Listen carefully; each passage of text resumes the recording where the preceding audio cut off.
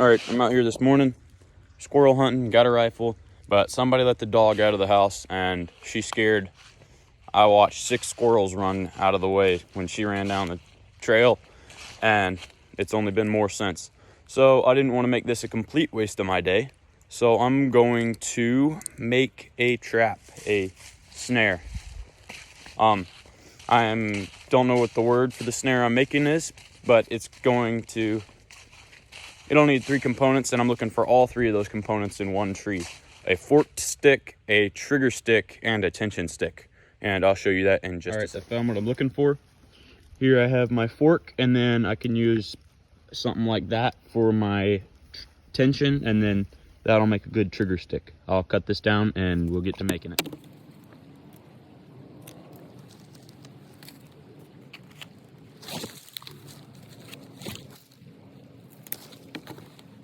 Okay, got my 3 sticks, a fork, a long trigger, and what will be a toggle or tension stick. And I'm going to work these into where I need them to be, and then I'll show you how to set them up.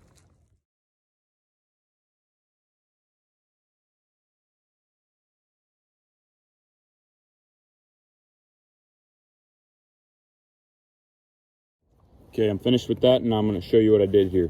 With my with my little toggle stick, I cut a little notch in the bottom. That's not necessary, but it does make it slide a lot more even. And I rounded off the top and cut a notch all the way around it to tie a string to. With my fork, I just sharpened these ends and rounded this whole tip over so that when I'm pounding it into the ground, it doesn't mushroom out and split here. And then with my trigger stick, I just sharpened one end and rounded the other end off. Okay, now I'm gonna get some rope out, and I've got 3 belts on right now, and my rope is in my bottom belt, so gun belt, that's gotta come off. My game pouches and ammo pouches have to come off, and then my rope is in this belt, the other side of this belt.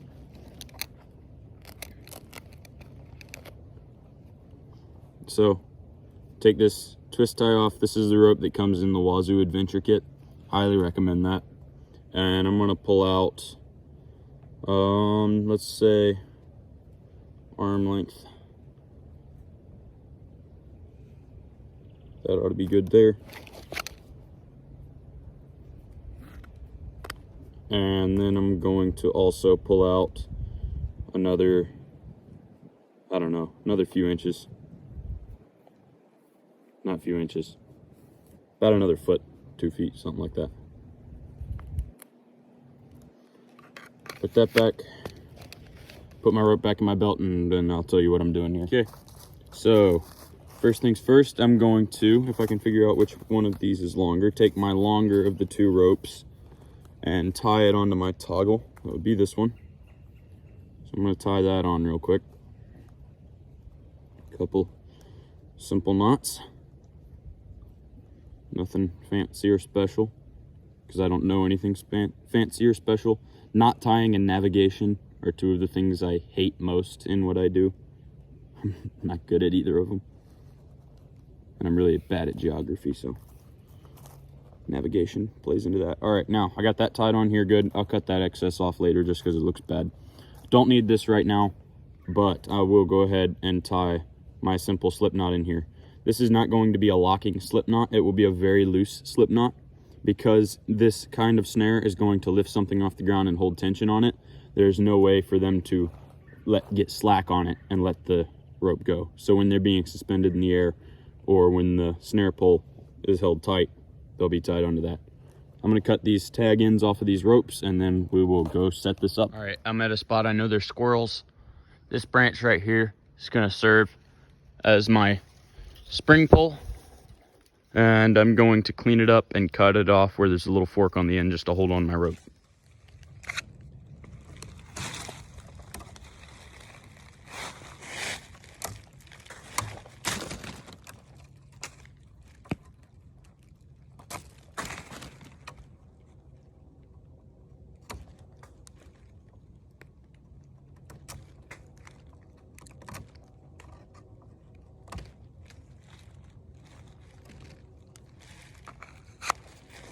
Okay, first things first, I'm gonna find my long rope with my toggle on it.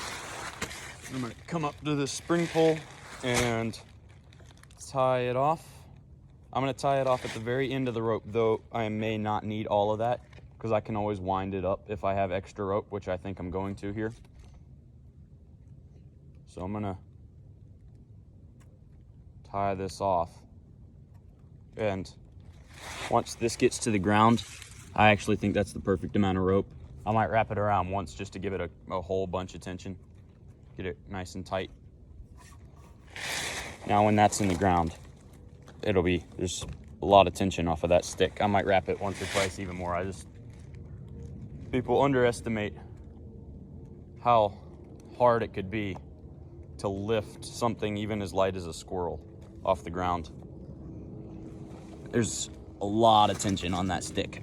Okay, so now I'm gonna bend it down and find where it naturally wants to go to the ground, which is right about there. And I'm gonna just clear a spot out, get rid of some of these leaves, take my forked stick and push it into the ground. And now I'll let this go for a minute. Turn the camera here. And I'm going to pinch this together a little bit. You gotta be careful because it's really hard not to split this. But I'm gonna pinch it together. Oh, split it. I gotta go find a new stick that's not gonna split. All right, I went and got another one. Hopefully this time doesn't split on me. Push it in one side at a time, real slowly. It's got to be pretty tight because there's a lot of tension up there, and this is real soft sand. I don't want it pulling out of the sand, those holes, so I need to bend this in a little bit like the last one, hoping it doesn't split, and then push it in so it sort of holds itself into the sand. Please don't split. This is the hardest part of this entire trap, is getting it to go into the ground as tight as it needs to be without splitting. I'll pack some sand in down there by it. It's really soft sand, but this is the best spot I could find to set it. Seemed most promising to me.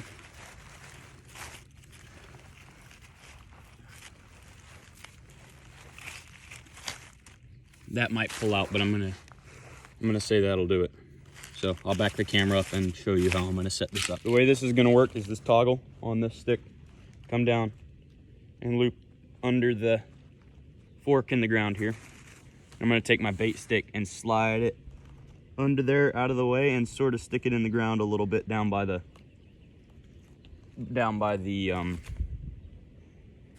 fork. And then I'm gonna slide it as close to the bottom of my toggle as possible. I know it's hard to understand that just by listening, but it's a hair trigger. Keep going. Brought a stick down with it.